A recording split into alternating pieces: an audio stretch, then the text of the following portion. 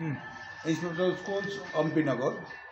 তো আমরা ডিজাস্টার ম্যানেজমেন্টের উপরে একটা একদিনের প্রশিক্ষণ শিবির এবং আরেকটা 2 দিনের প্রশিক্ষণ শিবির সব মিলিয়ে অম্পি ব্লক এলাকাতে গভর্নমেন্ট, স্টেট গভর্নমেন্ট, এডিসি এবং প্রাইভেট নন এডেড যে সমস্ত স্কুল আছে সবগুলি স্কুলের সমষ্টিগতভাবে প্রত্যেক স্কুল থেকে একজন করে টিচারকে নিয়ে আমরা এই ডিজাস্টার ম্যানেজমেন্টের উপরে ট্রেনিংয়ের আয়োজন করেছি।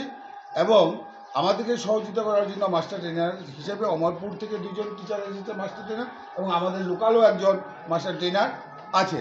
তো তাদের সহযোগিতা নিয়ে আমরা দুর্যোগ মোকাবেলা সংক্রান্ত যে প্রশিক্ষণ, সেই প্রশিক্ষণে আমরা অংশগ্রহণ করেছি গত 2 দিন ব্যাপী। আজকে আমাদের শেষ দিন এবং আমরা আশা করব যে এই টেকনিক থেকে প্রাপ্ত যে অভিজ্ঞতা সেটাকে আমরা স্কুলে গিয়ে যাতে প্রয়োগ করতে পারি, এবং সর্বোপরি যে সমস্ত যে ন্যাচারাল এবং